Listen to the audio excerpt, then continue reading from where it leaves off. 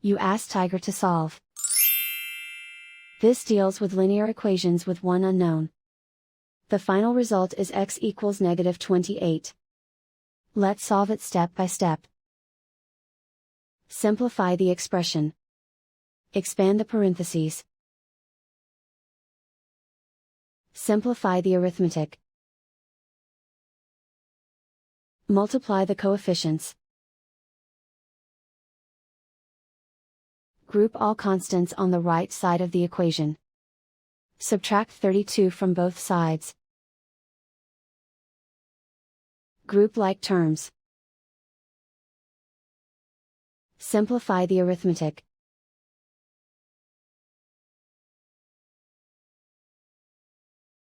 Isolate the x.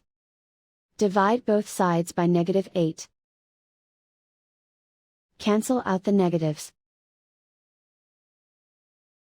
Simplify the fraction.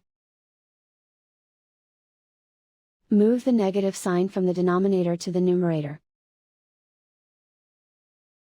Find the greatest common factor of the numerator and denominator. Factor out and cancel the greatest common factor.